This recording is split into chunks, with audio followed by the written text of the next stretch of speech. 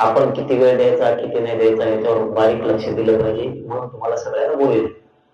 इथं बसलेले जेवढे आहेत, जिथपर्यंत आवाज होतो तिथपर्यंत सगळ्या बांधव आणि महाराष्ट्रातल्या सगळ्या मराठा बांधवांना सांगतो,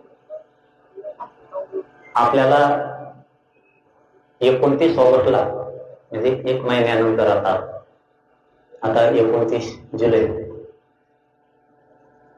शेवटचं खूप मोठं आंदोलन, निर्णायक आंदोलन करायचं.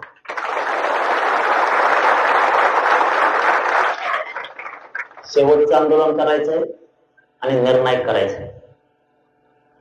3 वर्ष हा संघर्ष चालू आहे. पुन्हा मराठ्यांचे प्रश्न मागे नाही राहिले पाहिजेत. शेवटचं आंदोलन, निर्णायक आंदोलन करायचं, इतकं ताकदीनं करायचं, पुन्हा मराठ्यांचे प्रश्न मागे ठेवायचे नाही. क्रमांक 1,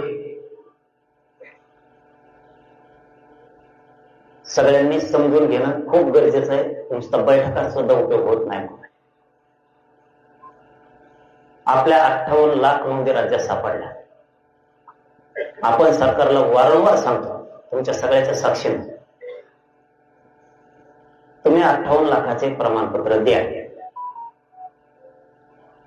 सरकार 58 लाखाचे प्रमाणपत्र देत नाहीये, म्हणून निर्णायक आंदोलन 29 ऑगस्टला करायचे. आजपासून त्याच्या कामाला तुम्ही लागायचं.